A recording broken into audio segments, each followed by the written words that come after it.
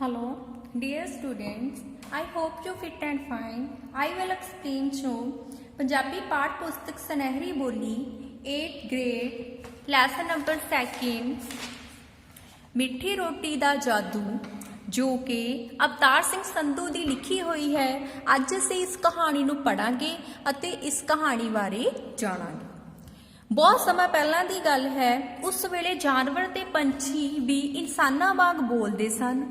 ਉਹ ਸਾਡੀਆਂ ਗੱਲਾਂ ਸਮਝਦੇ ਸਨ, ਸਾਡੇ ਵਾਂਗ ਸਵਾਲ ਜਵਾਬ ਵੀ ਕਰਦੇ ਸਨ। ਕਹਿੰਦੇ ਜਿਹੜੇ ਜਾਨਵਰ ਤੇ ਪੰਛੀ ਨੇ ਉਹ ਆਮ ਇਨਸਾਨ ਵਾਂਗ ਬੋਲਦੇ ਸੀ ਤੇ ਉਹਨਾਂ ਦੀ ਗੱਲਾਂ ਸਮਝਦੇ ਸੀਗੇ। ਕਹਿੰਦੇ ਇੱਕ ਕਿਸਾਨ ਕੋਲ 2 ਬਲਦ ਸਨ, ਇੱਕ ਕਾਲੂ ਜੋ ਕਾਲੇ ਰੰਗ ਦਾ ਸੀ ਅਤੇ ਦੂਸਰਾ ਡੱਬਾ ਜੋ ਕਿ ਕਾਲੇ ਤੇ ਚਿੱਟੇ ਰੰਗ ਦਾ ਸੀ। 2 ਬਲਦ ਸੀਗੇ, ਠੀਕ ਹੈ, ਦੋਨਾਂ ਦੇ ਅਲੱਗ-ਅਲੱਗ ਤਰ੍ਹਾਂ ਦੇ ਰੰਗ ਸਨ। ਕਿਸਾਨ ਬਹੁਤ ਮਿਹਨਤੀ ਸੀ, ਉਹ उस किसान वांग उसके बलद की सीगे बहुत ही ज़्यादा मेहनती सीगे। इस करके किसान का बलदा ना बड़ा ही मोह सी, मोह भाव बहुत ही प्यार सी। ਉਹ ਉਹਨਾਂ ਦੇ ਖਾਣ ਪੀਣ ਦਾ ਪੂਰਾ ਖਿਆਲ ਰੱਖਦਾ ਸੀ। ਕਿਸਾਨ ਸੂਰਜ ਨਿਕਲਣ ਤੋਂ ਪਹਿਲਾਂ ਹੀ ਆਪਣੇ ਬਲਦਾਂ ਨਾਲ ਖੇਤਾਂ ਵਿੱਚ ਪਹੁੰਚ ਜਾਂਦਾ।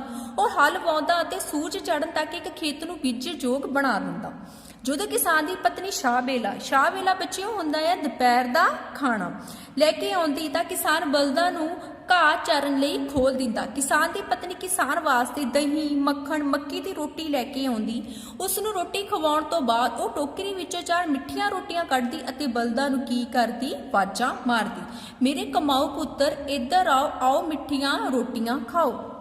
ਫਿਰ ਕਿਸਾਨ ਦੀ ਪਤਨੀ ਕਿਸਾਨ ਨੂੰ ਰੋਟੀ ਦੇਣ ਤੋਂ ਬਾਅਦ ਕੀ ਕਰਦੀ ਸੀ, 4 ਰੋਟੀਆਂ ਘਰੋਂ ਮਿੱਠੀਆਂ ਬਣਾ ਕੇ ਲੈ ਕੇ ਆਉਂਦੀ ਸੀ ਬੋਈਏ ਦੇ ਵਿੱਚ ਪਾ ਕੇ ਅਤੇ ਫਿਰ ਆਪਣੇ ਬਲਦਾਂ ਨੂੰ ਬੜੇ ਹੀ ਪਿਆਰ ਨਾਲ ਆਵਾਜ਼ਾਂ ਮਾਰਦੀ ਸੀ, ਆਓ ਮੇਰੇ ਬਲਦੋ ਪਿਆਰੇ ਕਮਾਊ ਪੁੱਤਰੋ, ਭਾਵ ਮਿਹਨਤੀ ਪੁੱਤਰੋ, ਆ ਕੇ ਤੁਸੀਂ ਵੀ ਕੀ ਆ ਮਿੱਠੀਆਂ ਰੋਟੀਆਂ ਖਾ ਲਓ।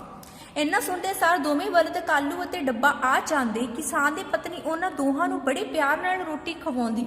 ਦੋਵੇਂ ਮਿੱਠੀਆਂ ਰੋਟੀਆਂ ਖਾ ਕੇ ਬੜੇ ਖੁਸ਼ ਹੁੰਦੇ। ਕੁਝ ਸਮਾਂ ਆਰਾਮ ਕਰਨ ਤੋਂ ਬਾਅਦ ਕਿਸਾਨ ਬਲਦਾਂ ਨੂੰ ਫਿਰ ਜੋੜ ਲੈਂਦਾ ਤੇ ਹਲ ਵਾਹੁਣ ਲੱਗਦਾ। ਕਿਸਾਨ ਦੀ ਪਤਨੀ ਵਾਪਸ ਆ ਜਾਂਦੀ। ਕਹਿੰਦੇ ਫਿਰ ਉਹ ਰੋਟੀ ਖਾਣ ਤੋਂ ਬਾਅਦ ਕਿਸਾਨ ਅਤੇ ਬਲਦ ਕੀ ਨੇ ਆਪੋ ਆਪਣੇ ਖੇਤ ਵਿੱਚ ਕੰਮ ਕਰਨ ਲੱਗ ਜਾਂਦੇ ਨੇ, ਭਾਵ ਹਲ ਵਾਹੁਣ ਲੱਗ ਜਾਂਦੇ ਨੇ। ਤੇ ਉਸ ਤੋਂ ਬਾਅਦ ਕੀ ਕਰਦੀ ਹੈ, ਕਿਸਾਨ ਦੀ ਪਤਨੀ ਘਰ ਵਾਪਸ ਆ ਜਾਂਦੀ ਆ। ਇੱਕ ਦਿਨ ਕਿਸਾਨ ਦੀ ਪਤਨੀ ਨੂੰ ਆਪਣੇ ਪਤੀ ਨੂੰ ਆਖਿਆ ਕਿ ਆਪਾਂ ਹੋਰ ਜ਼ਮੀਨ ਵਾਹ ਕੇ ਜ਼ਿਆਦਾ ਫਸਲ ਬੀਜ ਲਈਏ। ਕਿਸਾਨ ਨੂੰ ਆਪਣੀ ਪਤਨੀ ਦੀ ਸਲਾਹ ਬੜੀ ਚੰਗੀ ਲੱਗੀ। ਉਸ ਸਮੇਂ ਅੱਜ ਵਾਂਗ ਜ਼ਮੀਨ ਖਰੀਦਣੀ ਨਹੀਂ ਸੀ ਪੈਂਦੀ, ਠੀਕ ਹੈ, ਸਿਰਫ ਜ਼ਮੀਨ ਨੂੰ ਕੀ ਆ ਸਵਾਰਨਾ ਪੈਂਦਾ ਸੀ, ਜ਼ਮੀਨਾਂ ਖਰੀਦੀਆਂ ਨਹੀਂ ਜਾਂਦੀਆਂ ਸੀ। ਉਹਦੀ ਪਤਨੀ ਕਹਿੰਦੀ ਸੀ ਕਿਉਂ ਨਾ ਆਪਾਂ ਇੰਨੀ ਮਿਹਨਤ ਕਰਦੇ ਆ, ਆਪਾਂ ਹੋਰ ਜ਼ਮੀਨ ਲੈ ਕੇ ਉਹਨੂੰ ਵਾਹ ਕੇ ਵੱਧ ਤੋਂ ਵੱਧ ਫਸਲ ਪੈਦਾ ਕਰੀਏ। ਜਿਹੜਾ ਕਿਸਾਨ ਜੰਗਲ ਝਾੜੀਆਂ ਨੂੰ ਸਾਫ਼ ਕਰਕੇ ਖੇਤ ਬਣਾ ਲੈਂਦਾ ਸੀ, ਉਹ ਖੇਤ ਉਸ ਕਿਸਾਨ ਦੇ ਕੀ ਸੀ, ਹੋ ਜਾਂਦੇ ਸਨ। ਉਹ ਜ਼ਮੀਨ ਭਾਵ ਉਸ ਦੀ ਹੀ ਹੋ ਜਾਂਦੀ ਸੀ। ਕਿਸਾਨ ਨੇ ਆਪਣੇ ਬਲਦਾਂ ਨਾਲ ਗੱਲ ਕੀਤੀ। ਦੋਵੇਂ ਬਲਦ ਬੜੀ ਮਿਹਨਤੀ ਤੇ ਆਗਿਆਕਾਰੀ ਸਨ, ਭਾਵ ਆਪਣੇ ਮਾਲਕ ਦੀ ਗੱਲ ਨੂੰ ਉਹ ਸਿਰ ਮੱਥੇ ਤੇ ਮੰਨਦੇ ਸਨ। ਉਹਨਾਂ ਨੇ ਵੀ ਕਿਸਾਨ ਦੀ ਗੱਲ ਮੰਨ ਲਈ। ਉਸੇ ਰਾਤ ਮੀਂਹ ਪੈ ਗਿਆ, ਠੀਕ ਹੈ, ਕੁਦਰਤ ਨਾਲ ਉਸੇ ਟਾਈਮ ਮੀਂਹ ਵੀ ਪੈ ਗਿਆ। ਬਲਦ ਵੀ ਰਾਜੀ ਹੋ ਗਏ ਤੇ ਉਸਨੇ ਕਿਸਾਨ ਨੇ ਆਪਣੀ ਪਤਨੀ ਦੀ ਗੱਲ ਮੰਨੀ ਅਤੇ ਜ਼ਮੀਨ ਸਮਾਰਨ ਲਈ ਅਤੇ ਖੇਤ ਮਤਲਬ ਕਿ ਵਾਹੁਣ ਯੋਗ ਬਣਾਉਣ ਲਈ ਉਹ ਕੀ ਹੋ ਗਏ, ਤਿਆਰ ਹੋ ਗਏ। ਦੂਜੀ ਸਵੇਰ ਕਿਸਾਨ ਆਪਣੇ ਬਲਦਾਂ ਨੂੰ ਨਾਲ ਲੈ ਕੇ ਜੰਗਲ ਵੱਲ ਨਿਕਲ ਗਿਆ। ਉਸਨੇ ਹਲ ਜੋੜਿਆ ਅਤੇ ਕੰਮ ਸ਼ੁਰੂ ਕਰ ਦਿੱਤਾ। ਭਾਵੇਂ ਮੀਂਹ ਪੈਣ ਕਰਕੇ ਜ਼ਮੀਨ ਨਰਮ ਹੋ ਚੱਕੀ ਸੀ, ਫਿਰ ਵੀ ਕੀਆ ਕੰਮ ਬਹੁਤ ਹੀ ਜ਼ਿਆਦਾ ਮੁਸ਼ਕਲ ਦਾ ਸੀ। ਸੂਰਜ ਨਿਕਲਦੇ ਸਾਰੇ ਕਿਸਾਨ ਦੀ ਪਤਨੀ ਛਾਹ ਵੇਲਾ ਲੈ ਕੇ ਆਏ। ਕਹਿੰਦੇ ਉਹਨਾਂ ਨੇ ਆਪਣਾ ਕੰਮ ਕਰਨਾ ਸ਼ੁਰੂ ਕੀਤਾ। ਹਲ ਜੋੜੇ। ਮੀਂਹ ਭਾਵੇਂ ਬੇਸ਼ੱਕ ਪੈ ਗਿਆ ਸੀ ਪਰ ਫਿਰ ਵੀ ਜ਼ਮੀਨ ਕੀ ਸੀ, ਬਹੁਤ ਜ਼ਿਆਦਾ ਸਖਤ ਸੀ। ਤੇ ਕਹਿੰਦੇ ਸੂਰਜ ਨਿਕਲ ਦੇ ਸਾਰ ਹੀ ਕਿਸਾਨ ਦੀ ਪਤਨੀ ਨੇ ਕੀ ਕੀਤਾ, ਸ਼ਾਹ ਵੇਲਾ ਲੈ ਕੇ ਆਈ, ਭਾਵ ਉਹਨਾਂ ਵਾਸਤੇ ਰੋਟੀ ਲੈ ਕੇ ਆਈ। ਕਿਸਾਨ ਨੇ ਬਲਦਾਂ ਨੂੰ ਖੋਲ ਦਿੱਤਾ। ਉਸ ਦੀ ਪਤਨੀ ਨੇ ਰੋਟੀ ਵਾਲੀ ਟੋਕਰੀ ਵਿੱਚੋਂ ਉਹਨਾਂ ਲਈ ਰੋਟੀ ਕੱਢੀ। ਕਿਸਾਨ ਨੇ ਅਜੇ ਰੋਟੀ ਦੀ ਇੱਕ ਬੁਰਕੀ ਹੀ ਤੋੜੀ ਸੀ ਕਿ ਡੱਬਾ ਤੇ ਕਾਲੂ ਦੌੜ ਕੇ ਉਹਨਾਂ ਕੋਲੇ ਕੀ ਆਏ, ਭੱਜੇ ਆਏ। ਸ਼ਾਇਦ ਉਹ ਕਿਸੇ ਚੀਜ਼ ਤੋਂ ਘਬਰਾ ਗਏ ਸੀ। ਬਾਪੂ ਜੰਗਲ ਵਿੱਚ ਇੱਕ ਜਾਨਵਰ ਸਾਨੂੰ ਘਾਹ ਨਹੀਂ ਖਾਣ ਦਿੰਦਾ। ਕਿਨੇ, ਜਿਹੜੇ 2 ਬਲਦ ਸੀਗੇ ਡੱਬਾ ਤੇ ਕਾਲੂ, ਉਹ ਭੱਜੇ ਆਏ ਅਤੇ ਉਹਨਾਂ ਨੇ ਕੀ ਕਿਹਾ ਮਾਲਕ ਨੂੰ ਆਪਣੇ ਨੂੰ, ਬਾਪੂ ਜਾਨਵਰ ਸਾਨੂੰ ਕੀ ਹੈ, ਇੱਕ ਘਾਹ ਨਹੀਂ ਖਾਣ ਦਿੰਦਾ। ਕਾਲੂ ਤੇ ਡੱਬਾ ਡਰੇ ਹੋਏ ਸਨ। ਕਿਸਾਨ ਨੇ ਰੋਟੀ ਉੱਥੇ ਰੱਖੀ ਅਤੇ ਡਾਂਗ ਲੈ ਕੇ ਤੁਰ ਪਿਆ। ਥੋੜੀ ਦੇਰ ਬਾਅਦ ਇੱਕ ਅਜੀਬ ਜਿਹੀ ਸ਼ਕਲ ਵਾਲਾ ਜਾਨਵਰ ਗੁੱਸੇ ਵਿੱਚ ਅੱਖਾਂ ਕੱਢਦਾ ਹੋਇਆ ਬੋਲ ਰਿਹਾ ਸੀ। ਹੁਣ ਉਹਨਾਂ ਸਾਹਮਣੇ ਉਹ ਜਾਨਵਰ ਆ ਗਿਆ ਸੀ ਤੇ ਉਹ ਬੜੇ ਹੀ ਗੁੱਸੇ ਦੇ ਨਾਲ ਕੀ ਆ ਮਾਲਕ ਵੱਲ ਅੱਖਾਂ ਕੱਢ ਰਿਹਾ ਸੀ। ਇੱਥੇ ਸਾਡੇ ਘਰ ਹਨ, ਤੁਸੀਂ ਇੱਥੇ ਮਿੱਟੀ ਪੁੱਟ ਕੇ ਟੋਏ ਪਾ ਦਿੱਤੇ, ਦੌੜ ਜਾਓ ਇੱਥੋਂ। ਕਿਹਨੇ ਕਿਹਾ ਹੈ? ਉਸ ਜਾਨਵਰ ਨੇ। ਕਿਹਨੂੰ? ਕਿਸਾਨ ਨੂੰ। ਕਿਸਾਨ ਵੀ ਉਸ ਦੀ ਸ਼ਕਲ ਤੇ ਆਵਾਜ਼ ਸੁਣ ਕੇ ਇੱਕ ਵਾਰ ਤਾਂ ਡਰ ਹੀ ਗਿਆ ਸੀ। ਇੱਕ ਪਾਸੇ ਉਹ ਜੰਗਲੀ ਜਾਨਵਰ ਗੁੱਸੇ ਨਾਲ ਕੰਬ ਰਿਹਾ ਸੀ, ਦੂਜੇ ਪਾਸੇ ਕਿਸਾਨ ਖੜਾ ਸੋਚ ਰਿਹਾ ਸੀ ਕਿ ਹੁਣ ਕੀ ਕਰੀਏ। ਠੀਕ ਹੈ, ਦੋਵੇਂ ਬਲਦ ਵੀ ਡਰ ਰਹੇ ਸਨ। ਕਹਿੰਦੇ ਉਹ ਜਾਨਵਰ ਵੀ ਡਰਿਆ ਹੋਇਆ ਸੀ। ਕਿਸਾਨ ਸੋਚ ਰਿਹਾ ਸੀ ਵੀ ਹੁਣ ਕੀਤਾ ਜਾਵੇ ਤਾਂ ਕੀ ਕੀਤਾ ਜਾਵੇ। ਨਾਲ ਹੀ ਨਾਲ ਉਸਦੇ ਦੋ ਜਿਹੜੇ ਬਲਦ ਨੇ ਉਹ ਵੀ ਕੀ ਆ, ਡਰੇ ਹੋਏ ਸਨ। ਕਿਸਾਨ ਨੇ ਵੀ ਐਦਾਂ ਦਾ ਜਾਨਵਰ ਪਹਿਲਾਂ ਕਦੇ ਨਹੀਂ ਦੇਖਿਆ ਸੀ। ਆਖਰ ਕਿਸਾਨ ਦੀ ਪਤਨੀ ਨੂੰ ਇੱਕ ਜੁਗਤ ਸੂਝੀ, ਭਾਵ ਇੱਕ ਵਿਚਾਰ ਆਇਆ ਉਹਦੇ ਮਨ ਵਿੱਚ। ਉਸਨੇ 2 ਮਿੱਠੀਆਂ ਰੋਟੀਆਂ ਟੋਕਰੀ ਵਿੱਚੋਂ ਕੱਢੀਆਂ ਤੇ ਬੋਲੀ, ਵੇਖ ਵੀਰਿਆ, ਸਾਨੂੰ ਨਹੀਂ ਪਤਾ ਕਿ ਇਹ ਜ਼ਮੀਨ ਤੇਰੀ ਹੈ, ਸਭ ਤੋਂ ਗਲਤੀ ਹੋ ਗਈ। ਹੁਣ ਤੂੰ ਮਿੱਠੀਆਂ ਰੋਟੀਆਂ ਖਾ ਲੈ ਤੇ ਸਾਨੂੰ ਘਰ ਵਾਪਸ ਜਾਣ ਦੇ। ਕਿਸਾਨ ਦੀ ਪਤਨੀ ਨੇ ਬੜੇ ਪਿਆਰ ਨਾਲ ਕਿਹਾ ਵੀ ਤੂੰ ਸਾਨੂੰ ਕੁਛ ਨਾ ਕਹੀਂ, ਸਾਨੂੰ ਨਹੀਂ ਪਤਾ ਇਹ ਤੇਰੀ ਜ਼ਮੀਨ ਆ ਜਾਂ ਕਿਹਦੀ ਹੈ, ਵੀ ਅਸੀਂ ਤੈਨੂੰ ਸਵਾਰ ਕੇ ਸਿਰਫ ਵਾਹੁਣਾ ਚਾਹੁੰਦੇ ਆ। ਤੂੰ ਇਹ 2 ਮਿੱਠੀਆਂ ਰੋਟੀਆਂ ਖਾ ਲੈ ਅਤੇ ਤੂੰ ਸਾਨੂੰ ਮਾਫ ਕਰ ਦੇ, ਸਾਨੂੰ ਸਾਡੇ ਘਰ ਵਾਪਸ ਜਾਣ ਦੇ। ਮਿੱਠੀਆਂ ਰੋਟੀਆਂ, ਉਸ ਜਾਨਵਰ ਨੇ ਹੈਰਾਨੀ ਨਾਲ ਰੋਟੀਆਂ ਵੱਲ ਵੇਖਿਆ। ਬੇਬੇ ਠੀਕ ਕਹਿੰਦੀ ਹੈ, ਤੂੰ ਸਾਡੀਆਂ ਮਿੱਠੀਆਂ ਰੋਟੀਆਂ ਖਾ ਲੈ, ਸਾਨੂੰ ਕੁਝ ਨਾ ਆਖੀ। ਡੱਬਾ ਬਲਦ ਬੋਲ ਪਿਆ। ਠੀਕ ਹੈ, ਉਹਨੇ ਕਿਹਾ ਸਾਡੀਆਂ ਮਿੱਠੀਆਂ ਰੋਟੀਆਂ ਖਾ ਲਾ। ਸਾਡੀ ਬੇਬੇ ਨੇ ਕਿਹਾ ਇਹ ਮਿੱਠੀਆਂ ਰੋਟੀਆਂ ਬਹੁਤ ਵਧੀਆ ਬਣਾਉਂਦੇ ਆ ਸਾਡੀ ਬੇਬੇ, ਤੇ ਪਰ ਸਾਨੂੰ ਤੂੰ ਕੁਛ ਨਾ ਕਰੀ, ਸਾਨੂੰ ਕੀ ਕਰਦੇ, ਤੂੰ ਘਰ ਵਾਪਸ ਜਾਣ ਦੇ। ਠੀਕ ਹੈ, ਮੈਂ ਮਿੱਠੀਆਂ ਰੋਟੀਆਂ ਖਾ ਕੇ ਵੇਖਾਂਗੇ, ਜੇ ਮੈਨੂੰ ਸਵਾਦ ਲੱਗਿਆ ਤਾਂ ਠੀਕ ਹੈ, ਨਹੀਂ ਤਾਂ ਤੁਸੀਂ ਇੱਥੋਂ ਦੌੜੋ। ਫਿਰ ਜਾਨਵਰ ਨੇ ਕਿਹਾ ਵੀ ਠੀਕ ਆ, ਮੈਂ ਮਿੱਠੀਆਂ ਰੋਟੀਆਂ ਖਾ ਕੇ ਦੇਖਾਂਗਾ, ਜੇ ਤਾਂ ਮੈਨੂੰ ਸਵਾਦ ਲੱਗੀਆਂ ਤਾਂ ਠੀਕ ਆ, ਵੈਸੇ ਤੁਸੀਂ ਹੁਣ ਇੱਥੋਂ ਕੀ ਕਰੋ, ਦੌੜੋ, ਜਾਓ। ਉਸ ਜਾਨਵਰ ਨੇ ਫਿਰ ਦਬਕਾ ਮਾਰਿਆ। ਕਿਸਾਨ ਦੀ ਪਤਨੀ ਨੇ ਸਾਰੀਆਂ ਮਿੱਠੀਆਂ ਰੋਟੀਆਂ ਉਸ ਜਾਨਵਰ ਅੱਗੇ ਰੱਖ ਦਿੱਤੀਆਂ। ਉਸ ਜਾਨਵਰ ਨੂੰ ਮਿੱਠੀਆਂ ਰੋਟੀਆਂ ਕੀ ਆ, ਬਹੁਤ ਹੀ ਜ਼ਿਆਦਾ ਸਵਾਦ ਲੱਗਿਆ, ਕਿਉਂਕਿ ਉਹ ਬੇਬੇ ਟੇਸਟੀ ਹੀ ਇੰਨੀਆਂ ਰੋਟੀਆਂ ਬਣਾਉਂਦੀ ਸੀ। ਠੀਕ ਹੈ, ਤੁਸੀਂ ਇੱਥੇ ਖੇਤ ਬਣਾ ਕੇ ਬੀਜ ਦਿਓ, ਪਰ ਮੇਰੀ ਇੱਕ ਸ਼ਰਤ ਹੈ, ਮੈਨੂੰ ਰੋਜ਼ ਹੀ ਮਿੱਠੀਆਂ ਰੋਟੀਆਂ ਲਿਆ ਕੇ ਦੇਣੀਆਂ ਪੈਣਗੀਆਂ। ਉਸ ਜਾਨਵਰ ਨੇ ਕਿਹਾ ਕਿ ਤੁਸੀਂ ਇਸ ਖੇਤ ਨੂੰ ਵਾਹ ਸਕਦੇ ਹੋ, ਇੱਥੇ ਰਹਿ ਸਕਦੇ ਹੋ, ਪਰ ਤੁਹਾਨੂੰ ਕੀ ਹੈ, ਮੈਨੂੰ ਮਿੱਠੀਆਂ ਰੋਟੀਆਂ ਬਣਾ ਕੇ ਰੋਜ਼ ਦੇਣੀਆਂ ਪੈਣਗੀਆਂ। ਕਿਸਾਨ ਦੀ ਪਤਨੀ ਨੇ ਸ਼ਰਤ ਮੰਨ ਲਈ। ਹੁਣ ਰੋਜ਼ ਹੀ ਕਿਸਾਨ ਨਵੇਂ ਖੇਤਾਂ ਵੱਲ ਆਉਂਦਾ ਤੇ ਉਸ ਜਾਨਵਰ ਲਈ ਰੋਟੀ ਲੈ ਕੇ ਆਉਂਦਾ। ਉਹ ਜਾਨਵਰ ਰੋਜ਼ ਹੀ ਕਿਸਾਨ ਦੀ ਉਡੀਕ ਕਰਦਾ ਸੀ। ਉਹਨੂੰ ਰੋਟੀਆਂ ਵਧੀਆ ਲੱਗੀਆਂ ਤੇ ਪਤਨੀ ਉਹਦੀ ਰੋਜ਼ ਇਸ ਵਾਸਤੇ ਰੋਟੀਆਂ ਲੈ ਕੇ ਆਉਂਦੀ ਸੀ, ਅਤੇ ਕਿਸਾਨ ਵੀ ਉਸ ਨੂੰ ਰੋਟੀ ਦਿੰਦਾ ਸੀ। ਪ੍ਰਤੀ ਜਾਨਵਰ ਕੀ ਆ, ਰੋਜ਼ ਰੋਟੀ ਦੀ ਉਡੀਕ ਕਰਦਾ ਸੀ। ਕਿਸਾਨ ਦੀ ਬੀਜੀ ਹੋਈ ਫਸਲ ਪੱਕ ਗਈ। ਉਸਨੇ ਫਸਲ ਵੱਢੀ ਅਤੇ ਘਰ ਆ ਗਿਆ। ਫਸਲ ਦੀ ਕਟਾਈ ਤੋਂ ਬਾਅਦ ਕਿਸਾਨ ਨੇ ਖੇਤਾਂ ਵੱਲ ਜਾਣਾ ਕੀ ਕਰ ਦਿੱਤਾ, ਛੱਡ ਦਿੱਤਾ। ਹੁਣ ਉਸ ਨੂੰ ਅਗਲੀ ਬਾਰਿਸ਼ ਦੀ ਉਡੀਕ ਸੀ। ਇੱਧਰ ਉਸ ਜਾਨਵਰ ਨੂੰ ਮਿੱਠੀਆਂ ਰੋਟੀਆਂ ਦੀ ਆਦਤ ਪੈ ਗਈ। ਇੱਕ ਦਿਨ ਉਹ ਕਿਸਾਨ ਨੂੰ ਲੱਭਦਾ ਉਸਦੇ ਘਰ ਆ ਗਿਆ। ਉਸਨੇ ਕਿਸਾਨ ਨੂੰ ਦਬਕਾ ਮਾਰਦਿਆਂ ਕਿਹਾ, ਹੁਣ ਕਿਸਾਨ ਦਾ ਕੰਮ ਹੋ ਗਿਆ ਸੀ, ਫਸਲ ਪੱਕ ਵੀ ਗਈ ਸੀ, ਵੱਢ ਵੀ ਲਿੱਤੀ ਸੀ। ਹੁਣ ਕਿਸਾਨ ਨੇ ਖੇਤ ਵਿੱਚ ਕੀ ਕਰਨ ਜਾਣਾ ਸੀ। ਠੀਕ ਹੈ, ਹੁਣ ਜਿਹੜਾ ਜਾਨਵਰ ਆ ਉਹ ਲੱਭਦਾ ਉਹਨਾਂ ਨੂੰ ਘਰ ਆ ਗਿਆ, ਕਿਉਂਕਿ ਕਿਸਾਨ ਤਾਂ ਮੁੜ ਕੇ ਉਸ ਨਵੇਂ ਖੇਤਾਂ ਵੱਲ ਕਦੇ ਨਹੀਂ ਗਿਆ। ਹੁਣ ਤੂੰ ਮੇਰੇ ਲਈ ਰੋਟੀਆਂ ਲੈ ਕੇ ਨਹੀਂ ਆਉਂਦਾ, ਇੱਥੋਂ ਭਲਾ ਮਾਨਸ ਬਣ ਕੇ ਦੌੜ ਜਾ। ਕਿਸਾਨ ਨੇ ਡਾਂਗ ਚੁੱਕੀ ਤੇ ਉਸ ਜਾਨਵਰ ਵੱਲ ਉਲਾਰੀ। ਠੀਕ ਹੈ, ਫਿਰ ਜਿਹੜਾ ਕਿਸਾਨ ਸੀ ਉਹਨੇ ਜਾਨਵਰ ਨੂੰ ਕਿਹਾ ਕਿ ਤੂੰ ਚੁੱਪਚਾਪ ਕਰਕੇ ਭੱਜ ਜਾ। ਠੀਕ ਆ, ਉਸਨੇ ਡਾਂਗ ਚੱਕੀ ਅਤੇ ਉਸਨੂੰ ਡਰਾਉਂਦਿਆਂ ਬੜੀ ਉੱਚੀ ਆਵਾਜ਼ ਵਿੱਚ ਉਸਨੂੰ ਕਿਹਾ। ਉਹ ਜਾਨਵਰ ਡਰਦਾ ਜੰਗਲ ਵੱਲ ਦੌੜ ਗਿਆ। ਉਸਦਾ ਮਿੱਠੀਆਂ ਰੋਟੀਆਂ ਖਾਣ ਨੂੰ ਬੜਾ ਹੀ ਜੀਅ ਕਰਦਾ ਸੀ। ਇੱਕ ਰਾਤ ਕਿਸਾਨ ਦੀ ਪਤਨੀ ਰੋਟੀਆਂ ਪਕਾ ਰਹੀ ਸੀ, ਉਹ ਫੇਰ ਆ ਗਿਆ। ਇਸ ਵਾਰ ਉਹ ਸੁਰ ਬਦਲ ਕੇ ਬੋਲਿਆ, ਬੇਬੇ ਮੈਨੂੰ ਵੀ ਮਿੱਠੀ ਰੋਟੀ ਦੇ। ਉਹਦਾ ਕਿਉਂਕਿ ਮਿੱਠੀਆਂ ਰੋਟੀਆਂ ਨਾਲ ਇੰਨਾ ਪਿਆਰ ਪੈ ਗਿਆ ਸੀ, ਉਹਨੂੰ ਰੋਟੀਆਂ ਬਹੁਤ ਹੀ ਜ਼ਿਆਦਾ ਵਧੀਆ ਲੱਗਦੀਆਂ ਸੀ, ਬਹੁਤ ਟੇਸਟੀ ਲੱਗਦੀਆਂ ਸੀ। ਉਹਨੇ ਫਿਰ ਬੜੇ ਪਿਆਰ ਨਾਲ ਆ ਕੇ ਕਿਹਾ, ਬੇਬੇ ਮੈਨੂੰ ਮਿੱਠੀ ਰੋਟੀ ਦੇ। ਕਿਸਾਨ ਦੀ ਪਤਨੀ ਨੂੰ ਕੀ ਆ ਗਿਆ, ਉਸ ਤੇ ਤਰਸ ਆ ਗਿਆ ਅਤੇ ਉਹ ਥੋੜਾ ਜਿਹਾ ਹੱਸ ਪਈ। ਸਾਡੇ ਘਰ ਵਿੱਚ ਵੇਲਣਾ ਨੂੰ ਰੋਟੀ ਨਹੀਂ ਮਿਲਦੀ। ਉਹਨੇ ਕਿਹਾ ਕਿ ਸਾਡੇ ਤਾਂ ਬਲਦ ਵੀ ਕੰਮ ਕਰਕੇ ਰੋਟੀ ਖਾਂਦੇ ਨੇ, ਵੀ ਅਸੀਂ ਵੀ ਕੰਮ ਕਰਕੇ ਰੋਟੀ ਖਾਂਦੇ ਆ, ਫਿਰ ਮੈਂ ਤੈਨੂੰ ਵੇਲੇ ਨੂੰ ਰੋਟੀ ਕਿੱਦਾਂ ਦੇ ਸਕਦੀ ਆ, ਤੂੰ ਸਾਡਾ ਕੋਈ ਕੰਮ ਕਰਿਆ ਕਰ। ਕਿਸਾਨ ਦੀ ਪਤਨੀ ਰੋਟੀਆਂ ਪਕਾਉਂਦੀ ਰਹੀ। ਉਸ ਜਾਨਵਰ ਨੇ ਕੁਝ ਦੇਰ ਸੋਚਿਆ ਅਤੇ ਬੋਲਿਆ, ਜਦੋਂ ਤੁਸੀਂ ਖੇਤਾਂ ਵਿੱਚ ਕੰਮ ਕਰਨ ਜਾਓਗੇ, ਮੈਂ ਤੁਹਾਡੇ ਘਰ ਦੀ ਕੀ ਕਰਾਂਗਾ, ਰਾਖੀ ਕਰਾਂਗਾ। ਮੇਰੀ ਤਿੱਖੇ ਦੰਦਾਂ ਤੋਂ ਡਰਦਾ ਕੋਈ ਤੁਹਾਡੇ ਘਰ ਵੱਲ ਮੂੰਹ ਨਹੀਂ ਕਰੇਗਾ। ਉਹਨੇ ਕਿਹਾ ਵੀ ਠੀਕ ਹੈ, ਮੇਰੀ ਡਿਊਟੀ ਇਹ ਹੈ, ਮੈਂ ਇਹ ਕੰਮ ਕਰਾਂਗਾ ਕਿ ਮੈਂ ਤੁਹਾਡੇ ਘਰ ਦੀ ਰਾਖੀ ਕਰਾਂਗਾ, ਤੁਹਾਡੇ ਘਰ ਤੋਂ ਬਾਹਰ ਜਾਣ ਤੋਂ ਮਗਰੋਂ।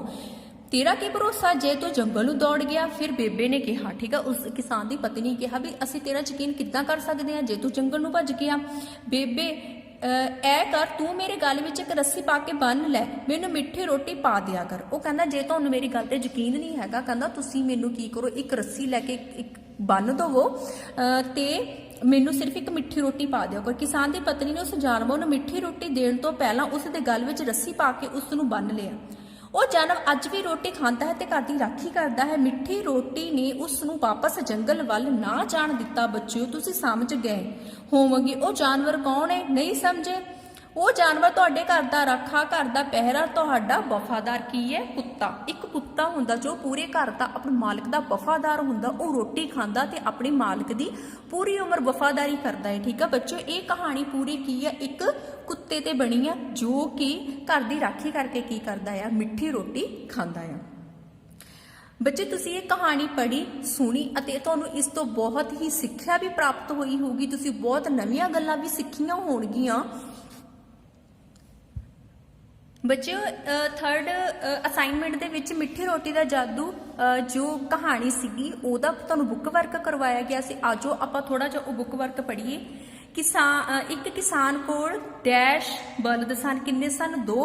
ਉਹ ਉਹਨਾਂ ਦੇ ਖਾਣ ਪੀਣ ਦਾ ਡੈਸ਼ ਖਿਆਲ ਰੱਖਦਾ ਸੀ, ਪੂਰਾ ਖਿਆਲ ਰੱਖਦਾ ਸੀ। ਆਪਾਂ ਹੋਰ ਜ਼ਮੀਨ ਡੈਸ਼ ਕੇ ਫਸਲ ਬੀਜ ਲਈਏ। ਕੀ ਜ਼ਮੀਨ ਵਾਹ ਕੇ? ਉਸ ਰਾਤ ਡੈਸ਼ ਮੀਂਹ ਪੈ ਗਿਆ ਸੀ। ਕੀ ਪੈ ਗਿਆ ਸੀ? ਮੀਂਹ ਪੈ ਗਿਆ ਸੀ। ਜੰਗਲ ਵਿੱਚ ਇੱਕ ਡੈਸ਼ ਸਾਨੂੰ ਘਰ ਨਹੀਂ ਖਾਣ ਦਿੰਦਾ। ਕੀ ਜਾਨਵਰ ਸਾਨੂੰ ਕੀ ਖਾਣ ਨਹੀਂ ਦਿੰਦਾ? ਘਾਹ ਖਾਣ ਨਹੀਂ ਦਿੰਦਾ। ਜੰਗਲੀ ਜਾਨਵਰ ਡੈਸ਼ ਨਾਲ ਕੰਬ ਰਿਹਾ ਸੀ। ਕਿਹਦੇ ਨਾਲ ਕੰਬ ਰਿਹਾ ਸੀ? ਗੁੱਸੇ ਨਾਲ। ਤੂੰ ਡੈਸ਼ ਰੋਟੀਆਂ ਖਾ ਲੈ ਤੇ ਸਾਨੂੰ ਵਾਪਸ ਘਰ ਜਾ ਲੈਣ ਦੇ। ਕੀ ਖਾ ਲੈਣ ਦੇ? ਮਿੱਠੀਆਂ ਰੋਟੀਆਂ। ਕਿਸਾਨ ਦੀ ਬੀਜੀ ਹੋਈ ਫਸਲ ਡੈਸ਼ ਗਈ, ਪੱਕ ਗਈ। ਕਿਸਾਨ ਦੀ ਪਤਨੀ ਨੂੰ ਡੈਸ਼ ਆ ਗਿਆ ਤਰਸ। ਸਾਡੇ ਘਰ ਵਿੱਚ ਡੈਸ਼ ਨੂੰ ਰੋਟੀ ਨਹੀਂ ਮਿਲਦੀ, ਬੇਲੜਾ ਨੂੰ। ਬੱਚੇ ਹੁਣ ਆਪਾਂ ਇਹਨਾਂ ਦੇ ਸ਼ਾਰਟ ਕੁਐਸਚਨ ਆਨਸਰ ਪੜ੍ਹਦੇ ਹਾਂ। ਕਹਾਣੀ ਵਿੱਚ ਕਦੋਂ ਦੀ ਗੱਲ ਕੀਤੀ ਗਈ ਹੈ? ਕਹਾਣੀ ਵਿੱਚ ਬਹੁਤ ਸਮਾਂ ਪਹਿਲਾਂ ਦੀ ਗੱਲ ਕੀਤੀ ਗਈ ਹੈ। ਉਸ ਸਮੇਂ ਜਾਨਵਰ ਤੇ ਪੰਛੀ ਇਨਸਾਨਾਂ ਵਾਂਗ ਬੋਲਦੇ ਸਨ, ਸਾਡੀਆਂ ਗੱਲਾਂ ਵੀ ਸਮਝਦੇ ਸੀ। ਕਹਿੰਦੇ ਬਹੁਤ ਟਾਈਮ ਪਹਿਲਾਂ ਦੀ ਗੱਲ ਹੈ, ਉਦੋਂ ਜਾਨਵਰ ਤੇ ਪੰਛੀ ਕੀ ਕਰਦੇ ਸੀ? ਆਮ ਇਨਸਾਨ ਵਾਂਗ ਬੋਲਦੇ ਸੀ ਅਤੇ ਇਨਸਾਨ ਦੀਆਂ ਗੱਲਾਂ ਨੂੰ ਵੀ ਕੀ ਸੀ? ਸਮਝਦੇ ਸਨ। ਕਿਸਾਨ ਦੇ ਬਲਦ ਕਿਹੋ ਜਿਹੇ ਸਨ? ਕਿਸਾਨ ਦਾ ਇੱਕ ਬਲਦ ਕਾਲੇ ਰੰਗ ਦਾ, ਦੂਸਰਾ ਡੱਬੇ ਰੰਗ ਦਾ ਸੀ। ਕਿਸਾਨ ਦੇ ਬਲਦ ਬਹੁਤ ਹੀ ਕੀ ਸਨ? ਮਿਹਨਤੀ ਸਨ, ਭਾਵ ਬਹੁਤ ਜ਼ਿਆਦਾ ਕੰਮ ਕਰਦੇ ਸਨ। ਕਿਸਾਨ ਦੀ ਪਤਨੀ ਕਮਾਊ ਪੁੱਤਰ ਕਿਹਨਾਂ ਨੂੰ ਕਹਿੰਦੀ ਸੀ? ਕਿਸਾਨ ਦੀ ਪਤਨੀ ਆਪਣੇ ਦੋਵੇਂ ਬਲਦਾਂ ਨੂੰ ਕੀ ਕਹਿੰਦੀ ਸੀ? ਕਮਾਊ ਪੁੱਤਰ ਕਹਿੰਦੀ ਸੀ, ਕਿਉਂਕਿ ਉਹ ਸਾਰਾ ਦਿਨ ਕਿਸਾਨ ਦੇ ਨਾਲ ਕੀ ਕਰਦੇ ਸੀ? ਖੇਤਾਂ ਵਿੱਚ ਹਲ ਵਾਹੁੰਦੇ ਸਨ। ਕਿਸਾਨ ਦੀ ਪਤਨੀ ਮਿੱਠੀਆਂ ਰੋਟੀਆਂ ਕਿਉਂ ਲੈ ਕੇ ਜਾਂਦੀ ਸੀ? ਕਿਸਾਨ ਦੀ ਪਤਨੀ ਕਿਸਾਨ ਨਾਲ ਕੰਮ ਤੇ ਡੱਬੂ ਤੇ ਕਾਲੇ ਬਲਦ ਲਈ ਮਿੱਠੀਆਂ ਰੋਟੀਆਂ ਲੈ ਕੇ ਜਾਂਦੀ ਸੀ। ਕਿਸਾਨ ਦੀ ਪਤਨੀ ਨੇ ਕਿਸ ਨੂੰ ਕੀ ਸਲਾਹ ਦਿੱਤੀ? ਕਿਸਾਨ ਦੀ ਪਤਨੀ ਨੇ ਕਿਸਾਨ ਨੂੰ ਸਲਾਹ ਦਿੱਤੀ ਕਿ ਆਪਾਂ ਹੋਰ ਜ਼ਮੀਨ ਵਾਹ ਕੇ ਜ਼ਿਆਦਾ ਫਸਲ ਬੀਜ ਲਈਏ। ਕਿਸਾਨ ਨੂੰ ਇਹ ਸਲਾਹ ਚੰਗੀ ਲੱਗੀ। ਡੱਬਾ ਤੇ ਕਾਲੂ ਕਿਸ ਤੋਂ ਡਰਦੇ ਹੋਏ ਦੌੜੇ ਆਏ ਸਨ? ਡੱਬਾ ਤੇ ਕਾਲੂ ਜੰਗਲ ਵਿੱਚ ਡਰੇ ਹੋਏ ਕਿਸਾਨ ਕੋਲ ਭੱਜੇ ਆ ਰਹੇ ਸਨ। ਉਹ ਜੰਗਲੀ ਜਾਨਵਰ ਤੋਂ ਡਰਦੇ ਦੌੜੇ ਆ ਰਹੇ ਸਨ। ਤੁਹਾਨੂੰ ਪਤਾ ਹੀ ਆ ਜੰਗਲੀ ਜਾਨਵਰ ਕੌਣ ਸੀ? ਉਹ ਇੱਕ ਕੁੱਤਾ ਸੀ ਜਿਹਦੇ ਤੋਂ ਦੋਨੋਂ ਕੀ ਆ? ਬਲਦ ਡਰ ਕੇ ਭੱਜੇ ਆ ਰਹੇ ਸਨ। ਕਿਸਾਨ ਦੀ ਪਤਨੀ ਨੂੰ ਕੀ ਸੁੱਝਿਆ? ਕਿਸਾਨ ਦੀ ਪਤਨੀ ਨੇ 2 ਮਿੱਠੀਆਂ ਰੋਟੀਆਂ ਟੋਕਰੀ ਵਿੱਚੋਂ ਕੱਢੀਆਂ ਤੇ ਬੋਲੀ, ਵੇਖ ਵੀਰਿਆ, ਸਾਨੂੰ ਨਹੀਂ ਪਤਾ ਕਿ ਇਹ ਜ਼ਮੀਨ ਤੇਰੀ ਹੈ। ਤੂੰ ਮਿੱਠੀਆਂ ਰੋਟੀਆਂ ਖਾ ਤੇ ਸਾਨੂੰ ਕੀ ਆ? ਘਰ ਵਾਪਸ ਜਾਣ ਦੇ। ਕਿਸਾਨ ਦੀ ਪਤਨੀ ਨੇ ਸਾਰੀਆਂ ਮਿੱਠੀਆਂ ਰੋਟੀਆਂ ਕਿਸ ਅੱਗੇ ਰੱਖ ਦਿੱਤੀਆਂ? ਕਿਸਾਨ ਦੀ ਪਤਨੀ ਨੇ ਸਾਰੀਆਂ ਮਿੱਠੀਆਂ ਰੋਟੀਆਂ ਉਸ ਜਾਨਵਰ ਅੱਗੇ ਰੱਖ ਦਿੱਤੀਆਂ। ਉਹਨੂੰ ਕਿਹਾ ਕਿ ਤੂੰ ਸਾਨੂੰ ਘਰ ਵਾਪਸ ਜਾਣ ਦੇ। ਉਹ ਜਾਨਵਰ ਕੌਣ ਸੀ ਬੱਚਿਓ? ਇੱਕ ਕੁੱਤਾ ਸੀ। ਬੱਚਿਓ ਨੈਕਸਟ ਹੈ ਲੌਂਗ ਕੁਐਸਚਨ ਆਨਸਰ। ਕਿਸਾਨ ਆਪਣੀ ਪਤਨੀ ਦੇ ਸ਼ਾਹ ਵੇਲਾ ਲਿਆਉਣ ਤੋਂ ਪਹਿਲਾਂ ਕੀ ਕੀ ਕਰ ਲੈਂਦਾ ਸੀ? ਕਹਿੰਦੇ ਜਦੋਂ ਕਿਸਾਨ ਦੀ ਪਤਨੀ ਦੁਪਹਿਰ ਤੱਕ ਰੋਟੀ ਲੈ ਕੇ ਆਉਂਦੀ ਸੀ, ਉਹ ਤੋਂ ਪਹਿਲਾਂ ਉਹ ਖੇਤ ਦੇ ਕਿਹੜੇ ਕੰਮ ਕਰਦਾ ਸੀ? ਜਦ ਤੱਕ ਕਿਸਾਨ ਦੀ ਪਤਨੀ ਚਾਹ ਵੇਲਾ ਲੈ ਕੇ ਆਉਂਦੀ ਸੀ, ਉਹ ਸੂਰਜ ਨਿਕਲਣ ਤੋਂ ਪਹਿਲਾਂ ਹੀ ਆਪਣੇ ਬਲਦਾਂ ਨਾਲ ਖੇਤਾਂ ਵਿੱਚ ਪਹੁੰਚ ਜਾਂਦਾ ਸੀ। ਉਹ ਹਲ ਵਾਹੁੰਦਾ ਅਤੇ ਸੂਰਜ ਚੜ੍ਹਨ ਤੱਕ ਖੇਤਾਂ ਨੂੰ ਕੀ ਕਰਦਾ ਸੀ? ਬੀਜਣ ਜੋਗਾ ਕਰ ਦਿੰਦਾ ਸੀ। ਕਿਸਾਨ ਦੀ ਪਤਨੀ ਚਾਹ ਵੇਲੇ ਵਿੱਚ ਕੀ ਲੈ ਕੇ ਆਉਂਦੀ ਸੀ? ਕਿਸਾਨ ਦੀ ਪਤਨੀ ਚਾਹ ਵੇਲੇ ਵਿੱਚ ਕਿਸਾਨ ਲਈ ਦਹੀਂ, ਮੱਖਣ ਤੇ ਮੱਕੇ ਦੀ ਰੋਟੀ ਲੈ ਕੇ ਆਉਂਦੀ ਸੀ। ਰੋਟੀ ਵਿੱਚੋਂ 4 ਮਿੱਠੀਆਂ ਰੋਟੀਆਂ ਕੱਢਦੀ ਅਤੇ ਬਲਦਾਂ ਨੂੰ ਕੀ ਕਰਦੀ ਸੀ? ਖਾਣ ਲਈ ਦੇ ਦਿੰਦੀ ਸੀ, ਕਿਉਂਕਿ ਉਹ ਵੀ ਸਾਰਾ ਦਿਨ ਖੇਤਾਂ ਵਿੱਚ ਸਖਤ ਮਿਹਨਤ ਕਰਦੇ ਸਨ। ਕਾਲੂ ਤੇ ਡੱਬਾ ਕਿਹੜੀਆਂ ਮਿੱਠੀਆਂ ਰੋਟੀਆਂ ਖਾ ਕੇ ਖੁਸ਼ ਹੁੰਦੇ ਸਨ? ਕਾਲੂ ਤੇ ਡੱਬਾ ਮਿੱਠੀਆਂ ਰੋਟੀਆਂ ਖਾ ਕੇ ਬਹੁਤ ਜ਼ਿਆਦਾ ਖੁਸ਼ ਹੁੰਦੇ ਸਨ। ਕਿਹੜੀਆਂ ਰੋਟੀਆਂ ਖਾ ਕੇ ਖੁਸ਼ ਹੁੰਦੇ ਸਨ? ਉਹ ਮਿੱਠੀਆਂ ਰੋਟੀਆਂ। ਮਿੱਠੀਆਂ ਰੋਟੀਆਂ ਖਾ ਕੇ ਜਾਨਵਰ ਨੇ ਕੀ ਕਿਹਾ? ਠੀਕ ਹੈ, ਤੁਸੀਂ ਇੱਥੇ ਖੇਤ ਬਣਾ ਕੇ ਬੀਜ ਲਓ, ਪਰ ਮੇਰੀ ਇੱਕ ਸ਼ਰਤ ਹੈ, ਮੈਨੂੰ ਰੋਜ਼ ਹੀ ਮਿੱਠੀਆਂ ਰੋਟੀਆਂ ਲਿਆ ਕੇ ਦੇਣੀਆਂ ਪੈਣਗੀਆਂ। ਕਿਹਨੇ ਕਿਹਾ? ਜਾਨਵਰ ਨੇ ਉਸ ਕਿਸਾਨ ਤੇ ਉਸ ਦੀ ਪਤਨੀ ਨੂੰ। ਕਿਸਾਨ ਨੇ ਖੇਤਾਂ ਵੱਲ ਜਾਣਾ ਕਿਉਂ ਛੱਡ ਦਿੱਤਾ ਸੀ? ਕਿਸਾਨ ਨੇ क्योंकि किसान की बीजी हुई फसल की आ पक गई सी, इस करके किसान ने हुण खेतां वल जाना छड़ दिता सी। किसान ने फसल वड्डी अते घर आ गया। फसल की कटाई तो बाद किसान ने खेतां वल जाना छड़ दिता सी। दूजी बार मिठी रोटी खाण आए जानवर नूं किसान की पत्नी ने की कहा। पहली बार जो किसान दे घर वो जानवर रोटी खाण आया सी तां किसान ने उसनूं डरा के घरों भजा दिता सी। और दूसरी बार फिर आया तो उसने बड़ी निमरता नाल किसान की पत्नी कोल अर्ज की सी मिठी रोटी खाण दी सी। ਇਹਦਾ आंसर है किसान की पत्नी ने जानवर नूं कहा साडे घर विच वेलड़ा नूं रोटी नहीं मिलती, भी बिना काम कीते किसी नूं रोटी नहीं मिलती, तू साडा कोई काम कर दिया कर, फिर ही तैनूं मिठी रोटी की आ मैं लिया के दवांगी। अगे है जानवर ने की वादा किया। जानवर ने वादा किया जदों तुसीं खेतां विच काम करन जाओगे मैं तुहाडे घर दी राखी करांगा, मेरे तिखे दंदां तो डरदा कोई भी तुहाडे घर वल मूँह नहीं करेगा। फिर जानवर ने वादा किया कि कहना मैं कदे धोखा नहीं करदा, तुहाडे घर दी राखी करांगा, जदों तुसीं खेतां विच जाओगे तां मैं तुहाडे घर दी पूरी वफादारी नाल राखी करांगा। असल विच ओ जानवर कौन सी? मिठी रोटी दा जादू किवें होया? असल विच ओ जानवर एक कुत्ता सी। ਉਹ ਹੁਣ किसान के घर की राखी करन लग पिया सी। मिठी रोटी के जादू ने उस जानवर उस कुत्ते नूं घर दा की वफादार पहरेदार बना दिता। तुसीं देखदे हो हर एक घर दे विच एक कुत्ता हुंदा जो कि अपने मालक दा पूरा ही वफादार हुंदा है। बच्चे उस तो बाद है MCQs। किसान दे कोल किहड़े किहड़े नां दे जानवर सन?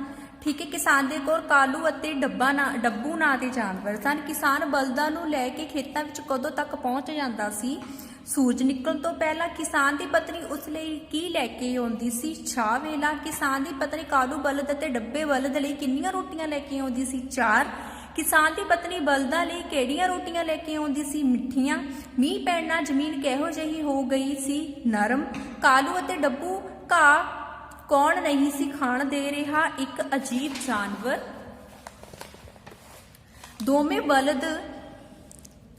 दोवें बलद ते किसान किस कोलों डर गए सन? जंगली जानवर तो। फसल की कटाई तो बाद किसान ने कित्थे जाना छड़ दिता सी? खेतां वल। किसान की पत्नी किन्हां नूं रोटी नहीं सी दिंदी? वेलड़ां नूं।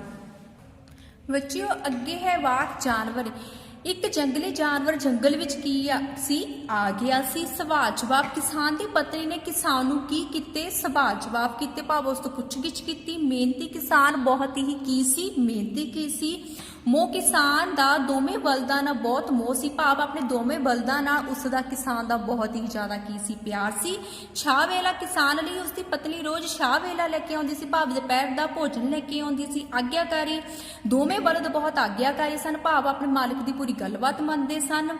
अजीब। रात अजीब किस्म दा मैं जानवर देखिया, भाव एक बहुत ही अनोखा जानवर वेख्या।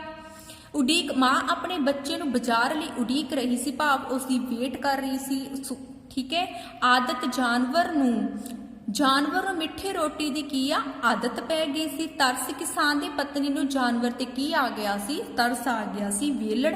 अजकल वेलड़ नूं कोई भी रोटी नहीं पुछदा, भाव बिना काम तो कोई भी किसी नूं रोटी नहीं पुछदा। वफादार।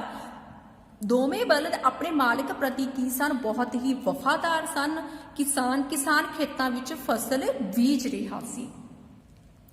बच्चे अगे है ठीक गलत। किसान दा बलदां नाल बड़ा मोह सी। ठीक है। किसान बलदां नूं घाह नहीं सी चारन दिंदा। गलत। मींह पैण नाल जमीन नरम हो गई सी। ठीक। जंगल विच जानवर बलदां नूं घाह नहीं सी खाण दिंदा। ठीक है। जंगल विचों जानवर की करदा सी? बलदां नूं घाह नहीं खाण दिंदा सी। जंगली जानवर हस रहा सी? गलत आ, क्योंकि वह तो बहुत गुस्से नाल बोल रहा सी। ठीक है। किसान दी पत्नी ने अपनी गलती नहीं मनी। क्यों? ठीक है, क्योंकि किसान दी पत्नी दी कोई गलती है ही नहीं सी। जानवर हर रोज मिठियां रोटियां खाणियां चाहुंदा सी? हाँ जी बिल्कुल, वो खाणियां चाहुंदा सी। किसान डांग चुक के जानवर दे आले दुआले हो गया। ठीक है। जदों जानवर किसान दे घर आया सी तां की सीगा? ओह डांग चक के उसदे आले दुआले हो गया सी। किसान दी पत्नी वेलड़ा नूं रोटी खवाउंदी सी? गलत। किसान दी पत्नी ने उसनूं काम लाया घर दी राखी दी, फिर उसनूं रोटी दित्ती सी। किसान दी पत्नी ने जानवरां दे गल रस्सी पा दित्ती सी। ठीक है। किसान दी पत्नी ने उस जानवर दे गल रस्सी पा के उसनूं बन्न लिया सी। बच्चों आपां ये कहानी पढ़ी, इस कहानी तो बहुत सिक्ख्या प्राप्त की। ये question answer MCQ blanks true false वाक किते। मैनूं उम्मीद है कि तुसीं इस लैसन नूं चंगी तरह पढ़िया सुनिया ते समझिया। हुण तुसीं छुट्टियां दौरान घर बैठ के इस लैसन नूं चंगी तरह तैयार करना है। Thanks. Have a nice day.